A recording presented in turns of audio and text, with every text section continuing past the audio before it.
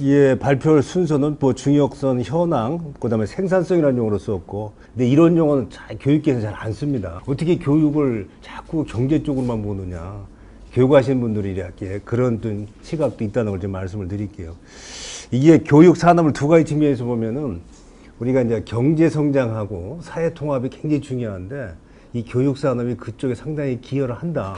이 두 가지 말씀드리려고 하는 건데, 이 표를 보시면은 OECD 자료인데 X축이 고용 비중이고요.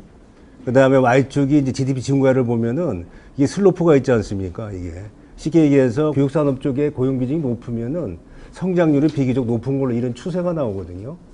그러니까 이제 선진국에서는 이제 교육 산업을 통해서 성장 동력으로 쓰려고 하는 그런 걸 경향을 엿볼 수가 있습니다. 두 번째, 이거는 이제 사회 통합인데, 이제 쉽게 얘기해서 진위계수하고 10분위 100분율을 가지고 이제 얘기를 하는데요. 뭐 그렇게 슬로프로 보면 이제 많이 내려갈수록 좋은 건데, 경사가 급하지 않지만은 약간 내려가면서 교육산업 비중이 높으면은 소득 분배율이 좀 비교적 낮다. 양호한 편이다.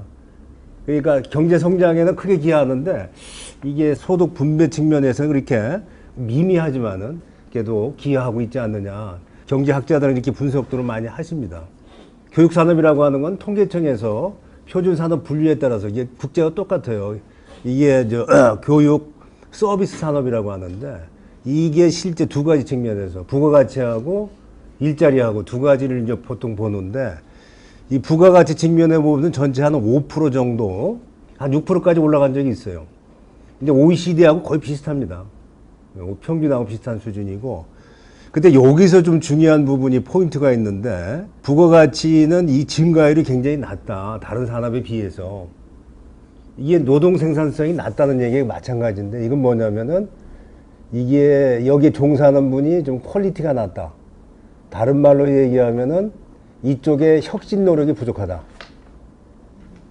자원 배분은 많이 가져가는데, 임금은 많이 가져가는데 그 효과성, 효율성은 좀 떨어진다. 이렇게 해석하는 분들이 많아요. 이게. 그래서 이게 특히 이제 나중에 얘기하겠지만은 교육 서비스 산업의 80%는 이제 정규교육기관인데, 그 정규교육기관에 좀 생산성 부분이 문제가 있지 않느냐. 변해야 된다 이런 말이지, 뒤집어 얘기하면. 그런 말씀을 이걸 가지고 하시는 분들이 있습니다. 이 보면은 상당히 높아요. 이게 전체 제조업이 뭐 제일 높지만 부가가치가, 이 교육도 순위로 보면 6번째입니다. 교육 산업도 비교적 높은 순위다. 또 일자리 보면은요, 일자리는 비교적 이게 노동집약적이기 때문에 총 취업자의 한 7%가 181만이죠. 건설하고 비슷하지 않습니까? 상당히 많은 분들이 교육 서비스 산업에서 일을 하고 있다. 그러니까 OECD보다는 좀 더 많은 분들이 교육 서비스 산업에 종사하고 있는데, 이게 많은 이유는요, 교육 서비스 산업이 두 가지가 있대요. 정규 교육기관이 있고 사교육이 있거든요. 사교육 쪽이 좀 많은 게 OECD보다는. 그래서 조금 많은 걸로 나옵니다. 그러니까 그걸 빼면은 적어요. 그걸 빼면은. 사교육 영역을 빼면은 OECD보다 부가가치는 적고, 그 다음에 종사자 수도 적습니다. 근데 또 증가율을 보면은 비교적 지난 10년간 연평균 한 1.7% 정도, 전 산업에 비해서는 일자리가 좀 많이 늘어나는 편이다. 이건 아까 노동집약적인 분야이기 때문에 그런 특성이 나온다, 이 얘기를. 앞으로 일자리가 굉장히 중요한데, 사실 일자리 증가율만 보면은 교육산업도 상당히 기여할 수 있는 부분이다. 이렇게 생각할 수가 있습니다. 그 다음에 이제 특성을 보면은요, 젊은 분들이 많고, 또 당연히 또 여성 친화적인 분야고, 지식 집약적인 분야다. 여기 보시면 알겠지만은, 연령이 이제 평균에, 연령보다 좀 젊지 않습니까? 그 다음에 또 여성이 많다는 건 다 아실 거고요. 그 다음에 이제 고학력자 비율도 보면 또 다 대졸자 이상이니까 이런 특성을 갖고 있습니다, 이게. 그 다음에 이제 국제 교류인데요. 요새 보면은 저 최근에 OECD의 유네스코 자료를 봤더니 해외에서 공부하는 학생이 전 세계 450만 명이랍니다. 450만 명. 근데 최근에 매년 한 7%씩 성장을 한대요. 성장하는데, 우리나라 거 보면은 이제 유학 밖으로 나가는 이제 아웃바운드가 많지 않습니까? 이게 재밌는 현상인데, 2008년도부터는 뚝 떨어지기 시작했어요, 이게. 경제 영향이 큰 것 같아요, 이게. 금융유력이 뚝뚝 떨어져가지고 굉장히 많이 떨어져 있습니다. 예. 기록의 압박가 많이 줄었어요, 지금. 이거 뭐 초등학생, 중고등학생은 뭐 다들 많이 나가 있다는 거 아실 거고, 나라별로 보면은 미국이 많고, 그 다음에 동남아시아는 필리핀이 좀 또 많습니다. 이게 왜냐하면 생활비가 싸기 때문에. 기타 뭐 호주, 뭐 캐나다, 중국도 많이 가 있는 거, 뭐 이거 다 아시겠죠. 그래서 해외 유학생을 보면은 이렇게 아까 얘기했지만은 2006년도까지는 급증한 후에 감소 추세로 해가지고 현재는 12,000명 수준이다. 가는 나라는 미국이 많다. 그 다음에 이제 우리 대학생 이상도 우리나라가 그동안에 많이 가 있었는데 또 감소 추세다. 그 다음에 가는 나라는 역시 미국이 제일 많고 그 다음에 중국을 많이 간다. 대학생 얘기하는 겁니다, 이거는. 근데 우리가 외국인 유학, 대학생을 좀 많이 좀 우리가 유치를 해야 되는데 외국인 유학생 수가 2011년까지는 좀 늘다가 현재 8만 5천으로 줄었거든요. 김진표 부총리 계실 때 스타디 코리아 해가지고 2020년까지 20만 명 목표로 했어요. 근데 앞으로 5년 남았는데 도저히 불가능할 것 같고. 근데 이게 왜 그러냐 가만히 봤더니 중국이 또 이게 우리가 저 스타디 재팬을 본받은 거거든요. 재팬이 30만 명입니다. 2030년까지. 그리고 중국이 얼마 하면 2020년까지 50만 명이 50만 명. 그 뺏기는 것 같아요, 경쟁에서 우리가. 야, 그러니까 중국하고 일본하고가 우리나라한테 꽉 주는 메시지가 자동차하고 전자제품만 문제가 아니라 이 교육도 유학생 유치도 이제 경쟁적인 모드다. 그게 이제 굉장히 여기서 주는 시사점입니다. 그 다음에 뭐 유학 연수의 수지 그 맨날 적자라는 건 잘 하실 거예요, 이거는 뭐. 근데 뭐 여행 수지 적자에 비해서는 굉장히 적은 거죠. 여행 수지 적자가 훨씬 크지 않습니까, 이게. 그 다음에 이제 교육 서비스 산업이 뭐냐 궁금하실 건데 정규 교육기관이 있고요. 여기부터는 이제 사교육 쪽이 많습니다. 사교육, 일반 교습학원, 기타 교육기관이 등등 있는데 정규 교육기관이 대충 한 70% 매출액으로 보면은요, 73% 정도 되고 소위 우리가 학원이라고 하는 데가 29만 명이 종사해 있고 약간 매출액이 20% 차지하고 있습니다. 이 부분을 드러내면은 OECD 비해서는 상당히 적어진다는 거죠. 이게 OECD 굉장히 적으니까. 또 교육 지원 서비스라고 하는 부분이 굉장히 양은 적은데 여기 밑에 나왔는데 상담이라든지 뭐 유학이라든지 유학 알선 이런 부분인데 규모는 적지만은 이게 증가율을 보면 성장률을 보면 굉장히 크다. 중요한 얘기가 있어요. 여기 보시면요. 정기교육기관은 굉장히 이제 증가폭이 적어요. 그 다음에 사교육 시장은 줄고 있습니다. 학습 지시도 줄고 있고 일반 학원도 지금 매출액이 줄고 있다는 얘기를 하고 있지 않습니까? 기타 교육기관이라고 하는 거는 우리가 통상 얘기하는 일반 직업훈련기관 생각하시면 돼요. 직업훈련기관. 이거는 뭐 증가하는 게 바람직한 현상 같고요. 이런 추세를 우리가 볼 수가 있습니다. 그래서 교육산업 전반적인 트렌드로 보면은 공교육 분야는 학생이 줄기 때문에 정규교육기관은 이제 거의 정체에 와 있고 그러다 보니 사교육 시장도 왜냐면은 일원이나 이제 대체적인 학습 수요가 공급 매체가 많이 늘기 때문에 축소되는 반면에 새로운 분야라고 하면 평생이나 직업교육 쪽은 좀 증가하는 추세다. 주는 메시지는 이렇습니다, 이게. 그 다음에 이제 그러면 우리가 좀 이게 정규교육기관인데요. 이 투입하고 그 다음에 프로세스하고 산출 모형을 봤을 때 정말로 투입을 받아서 제대로 우리가 이 공정 과정을 거의 공정이라고 하죠. 뭐 공정을 거쳐서 제조 과정을 거쳐서 제대로 좋은 물건을 만들어내는지 이런 시스템 모델 가지고 한번 분석을 해본 거거든요. 요건 이제 우리가 알 수 있는 지표만 가지고 했습니다. 왜냐하면 투입 쪽은 이건 갖고 있는 지표가 한계가 있기 때문에 교육비, 학생들의 학습 시간, 교사의 수준, 그 다음에 우리가 뭐 교육 여건이라고 하는데 이런 걸 우리가 투입으로 넣어가지고 제도, 그 다음에 선생님, 학생, 학교의 노력 이런 등등이 합쳐져 가지고 이런 산출을 나누는데 우리가 얼마만큼 졸업을 하느냐, 이수율, 성적이 어떠냐, 진학률이 어떠냐, 그 다음에 취업, 그 다음에 인성적인 요소도 요새 가끔 봅니다. 시민의식 어떠냐, 그 다음에 학생들의 자아개념이 어떠냐, 그 다음에 학부모의 만족도도 우리가 산출로 성과로 볼 수가 있겠죠. 이렇게 분석을 한번 해봤습니다. 그래서 우선 투입하는 거 보면은요, GDP 대비 공교육 투자는 세계 최고 수준이에요. 사교육시장 뺀 겁니다. 뺐는데도 이거 보시면은 여기 요걸 보시면은 한국이 7.6%인데 OECD 평균 6.1%고 우리보다 많은 나라가 아이슬란드하고 네덜란드밖에 없어요. 거의 한 8% 가까이 되거든요. 그러니까 우리 공교육에 대해서는 투자를 많이 하고 있다. 그게 투자를 누가 하고 있느냐? 정부 부담보다는 민간이 많이 부담을 한다. 특히 대학을 보면은 이게 정부 부담은 0.7밖에 안 되는데 민간이 1.9. 그 다음에 OECD 보면 정부가 1.1인데 0.5. 이건 아시죠? 왜 그런지. 사립대학이 많아서 그렇습니다. 사립대학이 많아가지고. 우리나라 정부 돈이 없어가지고 지금 대학이 80%가 사립대학이고 서울 시내의 고등학교가 3분의 2가 사립이에요. 그 정부가 그동안에 경제발전에 투입을 하다 보니까 돈을 국가에서 투입을 못해서 그렇습니다. 그러다 보니까 투자는 많이 하는데 정부보다도 학부모 주머니에서 나오는 돈이 많다. 이게 우리나라 대표적으로 올해 대학생들 이거 가지고 데모 많이 했지 않습니까? 정부 부담을 이거 OECD 1.1%까지 올려달라. 그러면 자기들 반값 등록금 분명히 된다. 장학금이 늘어나니까 이런 얘기를 많이 했거든요. 그래서 여기 보면은 민간의 교육비 부담이 굉장히 높은 추세다. 우리나라는 수익자 부담 원칙을 굉장히 적용을 했잖아요. 근데 OECD 국가는 대부분이 어떠냐면 공부만 해라. 돈은 국가에서 대줘만 그거 아닙니까? 부끄러워 가면은 대학 다니면 다 생활비 주잖아요. 우리나라가 원가국 정부한데. 이런 식이기 때문에 학부모들이 그동안 상당히 우골탑이 등등 해가지고 굉장히 허리가 많이 흰 건 사실이에요. 이거는. 이 통계가 이제 증명을 합니다. 그 다음에 이제 우리가 인프트에서 교사 얘기 많이 하거든요. 이제 교사를 한번 자세히, 왜냐면 굉장히 중요한 건데 수준은 우리나라 굉장히 좋다고 그래요. 왜냐하면 이게 두 가지 보면 장래 직업 1위가 교사다. 57, 의사보다 높습니다. 그 다음에 또 상위 5% 애들이 간다. 고등학교. 이건 맥킨지가 한 얘기입니다. 이거는 우리 조사를 객관적으로 하겠는데 아시잖아요. 이제 사범대 애들 우수하고 교대 우수한 거 아시잖아요. 예를 들면. 특히 공부 잘하는 여학생들이 많이 간다.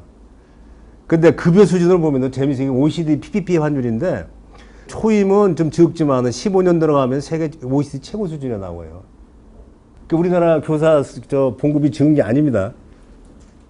또 수업 시간도 자세히 보시면은요. OECD보다 이게 통계 갖고 있는 게 많지 않아요. 선생님만 얘기입니다. 이게 학생 얘기 아니에요, 이거는. 우리가 초등학교는 40분, 중학교는 45분, 고등학교 50분이잖아요. 1시간으로 환산한 거예요, 이게. 수업 일주는 많습니다, 이게. 190일인데, 이게. 오바마가 맨날 이 얘기 하잖아요. 미국 애들 노는 날보다도 한국 애들이, 일본도 똑같아요. 이게 수업 일수가 많다. 고4 1인당 학생 수는 많이 좋아졌어요. 거의 OECD에 이제 접근합니다. 근데 이 숫자는요, 대학보다 훨씬 좋아요. 대학은 거의 30명 가까이 육박하거든요. 4년 전만 해도. 전문대가 말보다 50명 넘고.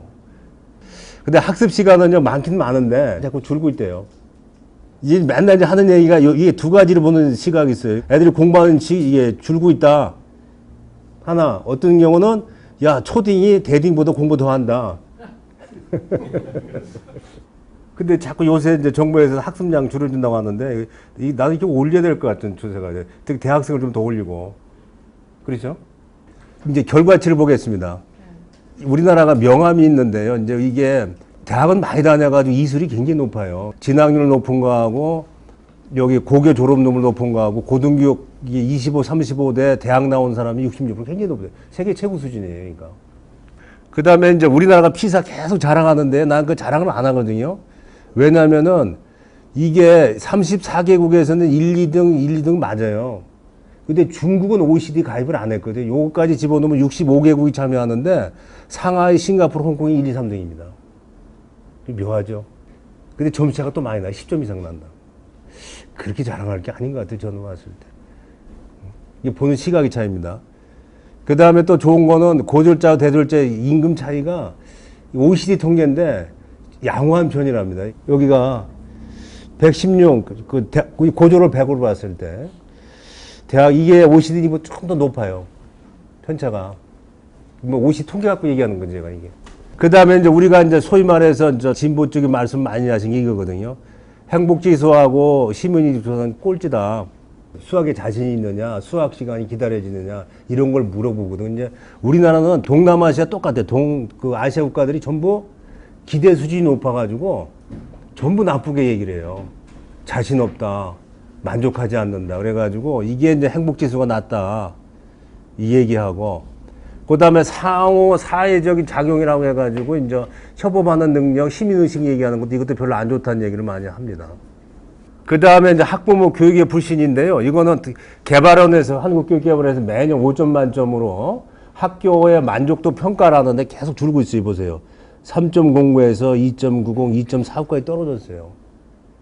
이거는 5점 만에서 3.5 이상은 가야 되는데, 이 학부모들은 이렇게 돈은 많이 투입하면서도 불만은 많다. 난 그렇게 보거든요. 그 다음에 이공계 신입생 학력에 대해서 최근에 한국경제신문이 한 300분한테 설문조사했더니 기초학력이 많이 떨어지고 있다. 일반적으로 답변을 이렇게 많이 하고 90% 그렇게 답변하시더라고. 경험을 많이 하셨을 거 아니에요. 근데 공부는 많이 하는데 왜 저 기초학력은 떨어지느냐. 이제 그 이유는 뭐냐면 너무 수능을 쉽게 내고 선택 과목을 적게 하니까 두 개씩 못 하지 않습니까? 그러니까 애들이 제대로 기본적인 공부를 안 한다. 이게 자꾸 우리가 이거만 갖고 왜 P3만 갖고 얘기하는데 이건 고등학교 1학년 애들이거든요. 5,200명을 샘플을 한 겁니다. 이거는 15세. 이거 자랑할 게 안 된다. 아니다. 이게 더 중요하지 않느냐. 그 다음에 우리 두뇌순환이라고 해가지고 인바운드 아웃바운딩 따지면은 아웃바운딩이 훨씬 많잖아요. 예를 들어서 이런 거는 우리가 봤을 때 우리 교육이 갖고 있는 좀 상당히 부끄러운 측면이다. 요거에 또 너무 또 주목하시는 분들이 있어요. 행복지수, 웰빙 지수에 너무 주목하시는 분들이 있는데 이게 일본이 이제 유도리 교육할 때 이걸 주목했다가 일본이 그 반성을 했어요. 80년대 들어와가지고 야 우리 먹고 사는데 공부하는 건 만약 50년대 60년대 어려울 때 똑같이 한다. 야 우리도 좀 먹고 살 만큼 되니까 애들도 좀 공부 좀 덜 하자 놀자 이렇게 하다가 다시 2000년대 들어와서 다시 원점 들어갔다고. 이거 아니다. 애들한테 시간 준다고 해서 공부하는 거 아니다. 게임만 하고 뭐 엉뚱한 짓만 한다. 오히려 공부시키기 낫겠다 그래가지고 다시 원점으로 들어갔어요. 학력 제일 줄이고 들어갔어요. 묘하게 일본이 우리에 가서 앞서가지고 우리한테 교훈을 주는 게 많습니다.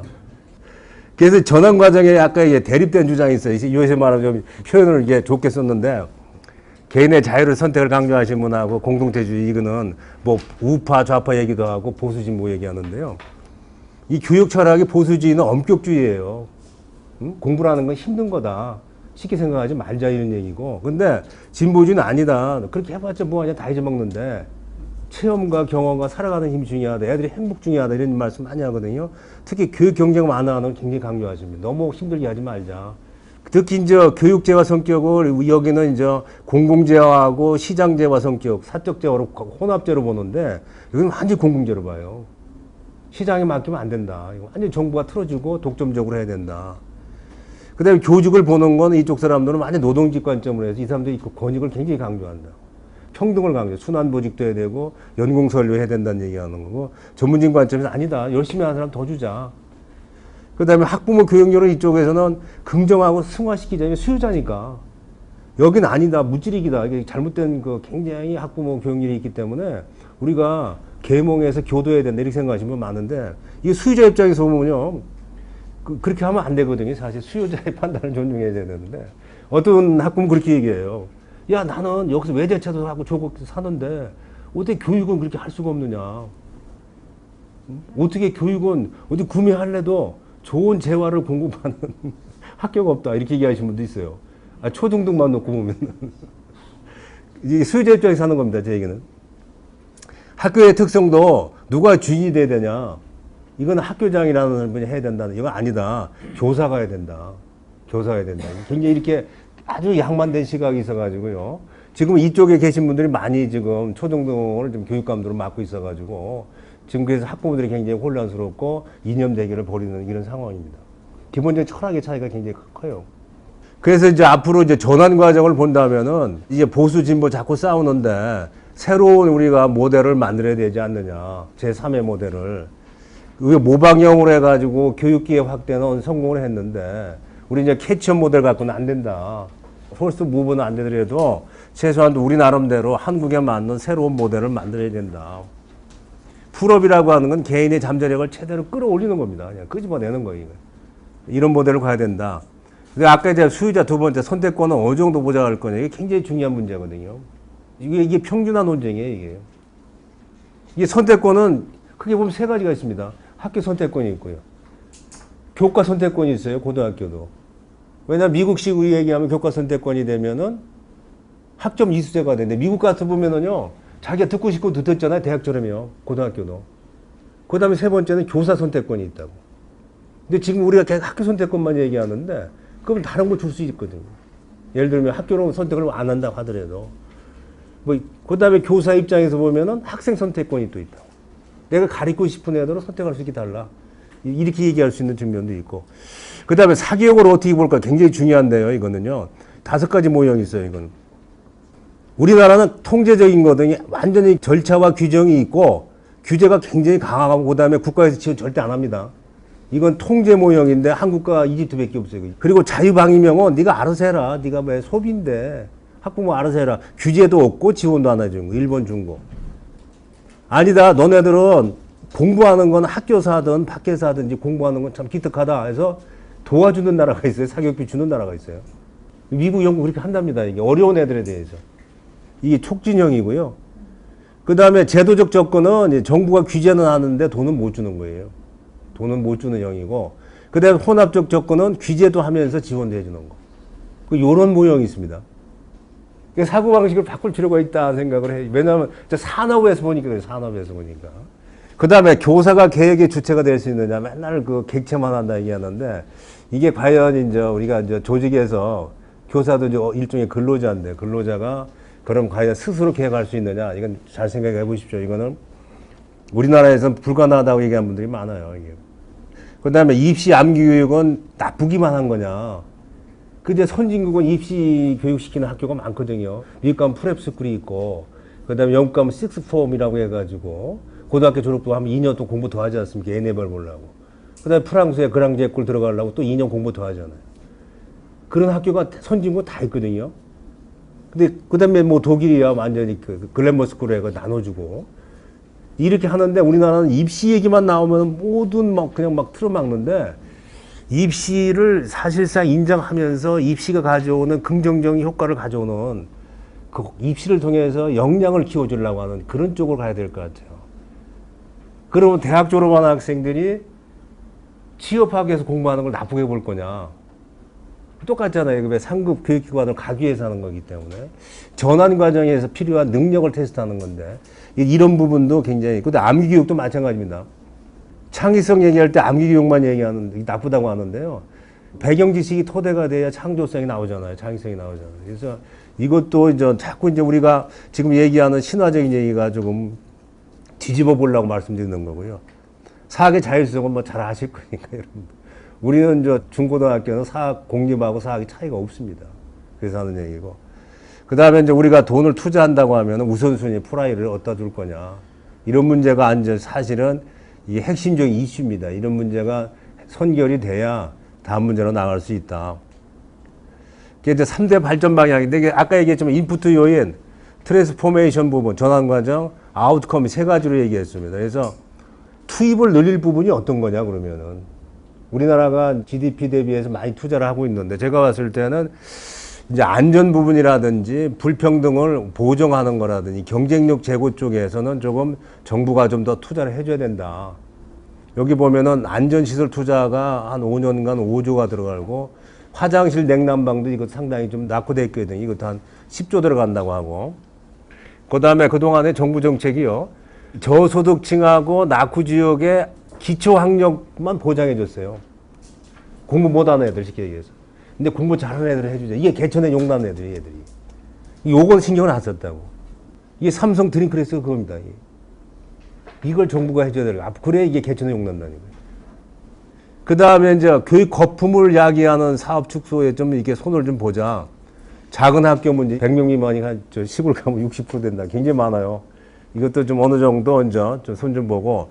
이제 복지 부담인데요. 참고로 무상급식이 2조 6천억이고 누리과정 아시죠? 이제 3세부터 5세까지 4조 5천억입니다. 고교 무상교육을 대통령이 공약을 했는데 2조 3천억. 아직 돈이 투입을 못하고 있어요. 그 다음에 초등 돌봄교실 현재 하고 있는 게 6천억. 그럼 앞으로 또 뭐 할 거냐.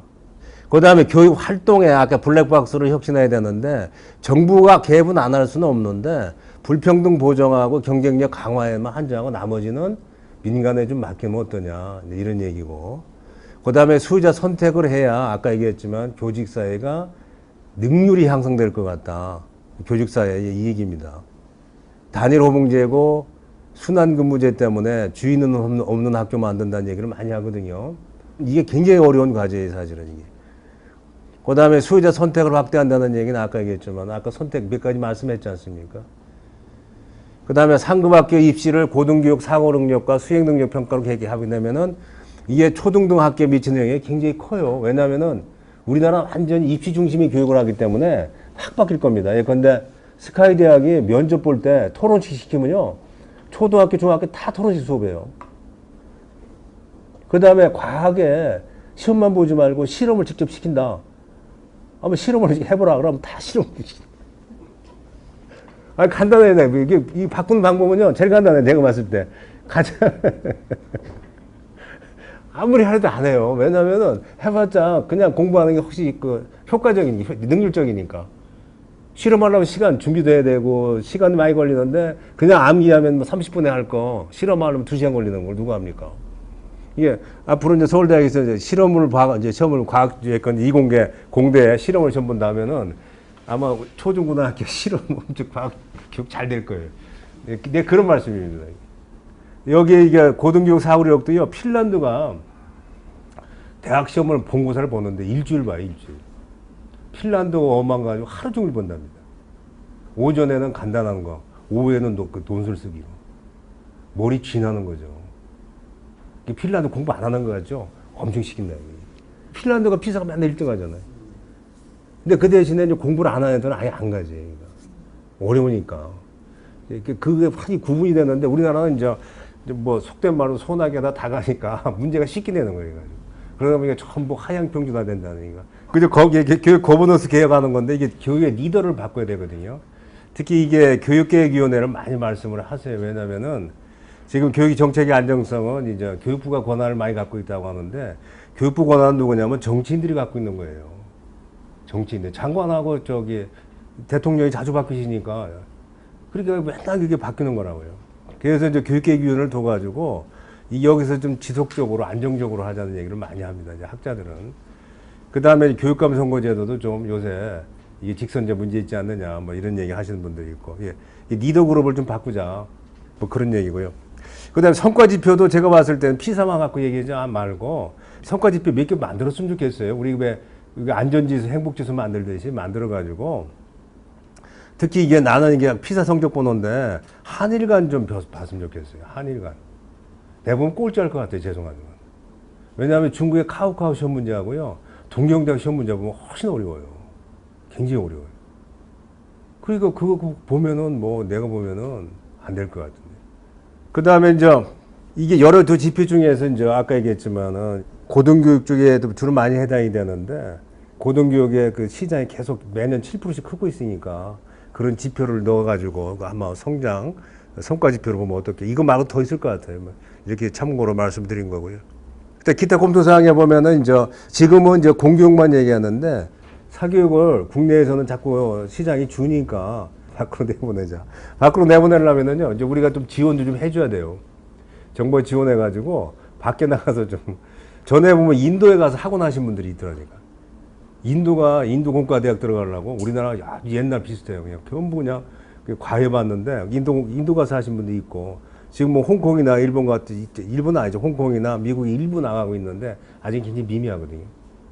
근데 그 ODA 사업과 연계하는 게 더 좋다는 거고. 그다음에 새로운 교육사 육성에서 보면은 여기 무크 새로 생긴다든지 여러 가지 이제 교수학습 방법이 바뀌니까 스마트 학교 구축하는데 스마트 클래스 구축하는데 좀 전국적으로 투자를 좀 하자. 뭐 이런 말씀하는 거 있고 그다음에 진로 적성 또 지원 프로그램 만들자. 그다음에 이제 방과후 학교 프로그램 활성화시키자. 그다음에 게임과 교육과 접목하는 방법도 이게 흥미 측면에서 이것도 개발하자. 그다음에 또 얘기하면은 주로 스마트 쪽에 많이 얘기했는데 ICT 쪽에 스마트 플랫폼이라든지 뭐 이런 걸 개발 보급하는 것도 하나의 이렇게 하게 되면 산업이 하나의 새로 생기거든요.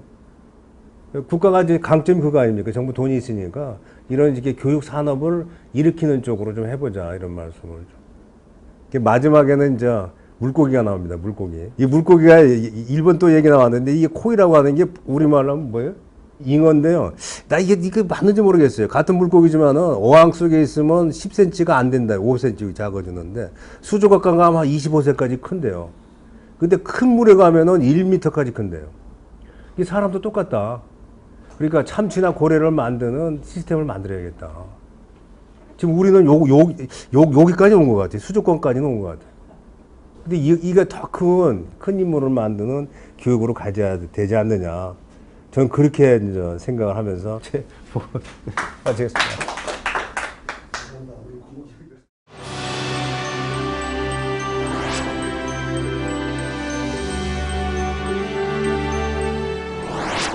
저희가 지금 하는 게 이제 그 교육산업의 이제 과제 방향인데, 기본적으로는 앞으로 좀 21세기 지식 기반 사회라고 하는데, 교육을 갖고 우리가 어떻게 새로운 성장 동력을 만들 거냐라고 하는 것들이 이 연구의 가장 큰 주제고요.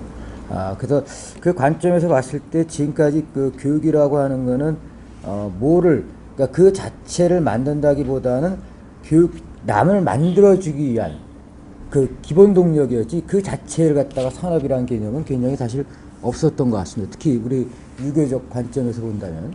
근데 이제 이번엔 그 개념을 바꿔보자는 거고, 저희는. 그렇다면은 교육이라고 하는 것은 남을 키우게 한 것이 아니고 그 자체가 하나의 산업이 될 수 있다라는 것을 우리가 한번 생각해보자는 일종의 사고의 패러다임이 변화해서 일단 좀 출발을 해보려고 합니다. 근데 이제 여기 아까도 말씀하셨지만은, 근데 거기를 이제 가로막는 여러 가지 이제 장벽들이 있는데, 우리나라에 특히 뭐냐면 굉장히 산업적 개념에 대해서 굉장히 우리는 거부감이 많고 약합니다. 그러니까 교육을 산업이라고 보는 측면 자체에 대해서 굉장히 거부감이 강하죠. 예. 그러니까 산업이라면 일종의 뭐 페이를 한 만큼 수익자 부담 원칙도 들어가야 되는 거고, 여러 가지 산업적 개념이라는데, 선생님은 무조건 공짜로 다 줘야 되는 개념이고, 근데 그런 개념들에다가 또 이념적 측면들이 굉장히 강하니까 이념적 측면까지 그것까지 붙어버리면 무상 문제가 나와야 되고, 모두가 똑같아져야 되고, 이런 얘기들이 나오는 겁니다. 이제 그런 것들이 너무 강하다 보니까 결국은 시장의 움직임에 따라서 보이지 않는 또 다른 시장들이 형성되게 결국은 또 사교육 시장이고, 뭐 이런 형태들이 움직이게 됩니다. 한편은 또 교육열이 또 굉장히 높다 보니까 이런 것들이 이제 왜곡된 형태로 나오게 있거든요. 그래서 아까 그런 말씀들을 다 해주신 거고, 그래서 저희가 교육 사업을 할 때 제 나름대로 고민하는 거는 일반 먼저 알아보고 싶은 것이 과연 우리 국민들이 교육 산업에 대한 개념을 얼마나 갖고 있느냐 라는 것에 대한 전 기본적인 관심을 좀 갖고 있습니다. 그래서 그걸 좀 더 알아보려고 하는데, 정부에서도, 근데 아까 교육의 특징이라는 게 굉장히 이념적 성격이 강하면서도 또 하나가 돈은 굉장히 사실 국방 다음으로 많이 쓰면서도 힘은 굉장히 약한 게 교육 분야입니다. 굉장히 원래 교육 자체가 정치지만 정치에 많이 휘둘리고 정치 논리 하나 이해해서 금방 교육 정책이 왔다 갔다 할 수 있는 분야가 교육 분야입니다. 이래서 반값 등록금 정책조차도 사실은 뭐 등록금이 비싸다 차다 논리를 떠나서 정치적 논리, 표의 논리에서 하루아침에 그냥 여당 논리에서 그냥 만들어진 게 사실은 반값 등록금 논리이고, 구체적인 걸 다 계산도 없이 그냥 어떻게 보면 당시 미국, 일본,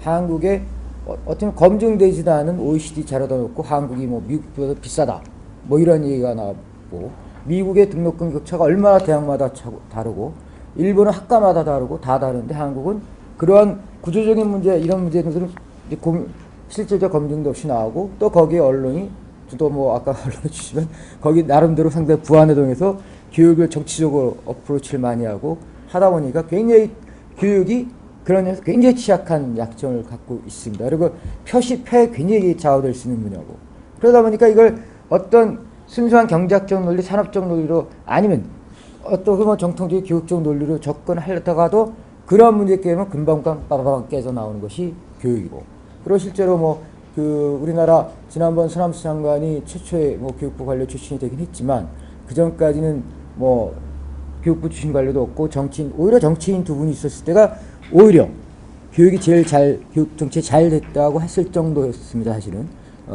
이해찬 장관하고 그날 민관식 장관 계실 때, 그 이유는 그 두 분이 오히려 힘이 있었기 때문에 정치에 가능했었거든요. 이제 그러한 여러 가지 교육적 특성이 있어갖고, 이 교육 산업을 과연 할 수 있는 것이냐 하는 그 부분에 굉장히 좀 많은 어려움을 갖고 있기 때문에, 일단은 국민과 그 다음에 교육계 이쪽의 사고를 생각을 좀 알아보는 것이 중요하다는 생각을 갖고 있고, 또 두 번째, 교육에 관해서 또 우리가 생각해 볼 수 있는 것은 교육 환경의 변화인 것 같습니다. 저는 아까 말씀하신 제일 중시하는 게, 지금 여러 가지로 좀 많이 바뀌고 있는 게, 일단 정부도 대학 정원을 2023년까지 뭐 16만 명을 줄이겠다고 하지만 16만 명 대학교 줄이겠다만 얘기하고 있지 정작 그에 따라서 그러면 초중고등학교는 어떻게 구조를 바꿀 거냐에 대한 생각은 안 나오고 있습니다. 지금 굉장히 사실은 중요한 문제거든요. 당장 소인수 학교 얘기는 이미 10년 전부터 나온 얘기인데 그에 대해서는 통폐합 문제만 어떻게 생각하고 있고 대안학교에만 얘기하고 있지 정말 지금은 그럼 16만 명이 줄면 다 줄줄이 있는 건 그 밑에서 주는 건데 그 파도는 먼저 들어올 텐데 그럼 어떻게 그걸 패러다임을 전환할 거냐 학교를 그 문제에 대해서 우리가 지금 고민을 심각하게 안 하고 있는 형태라는 게 좀 문제가 있고 그 다음에 그럼 인구가 줄면 그 학생들을 어떻게 바꿀 거냐 하는 그 구조 그 다음 두 번째 기술이 몰고 오고 있는 교육 방식의 변화를 어떻게 우리가 수용할 거냐 지금 무크 얘기가 나왔지만은 이미 우리가 사실 전 세계적으로 보면은 교단 선진화 학교 선진화는 제일 빠르게 한 편입니다. 이미 96년도에 다른 나라에는 없는 386 컴퓨터를 갖다가 그때 전 교실에 막 할 때니까요. 물론 이제 운영비를 안 줘갖고 창고에서 문에 닫혀 있었지만, 예. 굉장히 빠른 나라인데, 그럼 앞으로 좀 묵고도 있지만, 그것이 과연 대학에만 나오겠느냐. 이제 앞으로 그러면 중고등학교에서, 초등학교에서 이미 스마트폰을 활용한 대학 교육이 나오고, 지난번에 저희가 한번 김경희 교수님과 아제르바이잔을 삼성에서 지원하는데 한번 가본 적이 있습니다. 그래서 그리고 실제로 일본에 제가 일본에서 근무를 좀 오래 했기 때문에 좀 아는데 일본 학교를 많이 갔을 때 이미 일본에서 몇 년 전에 아주 빠르게 가는 사립학교에서는 교단 자체를 스마트 형태로 좀 만들고 있습니다. 그러니까 이 교실 자체가 막 이렇게 칸마이가 필요에 따라서 그러니까 모듈로 옮기고 그 다음에 실판 자체가 그러니까 보드 자체가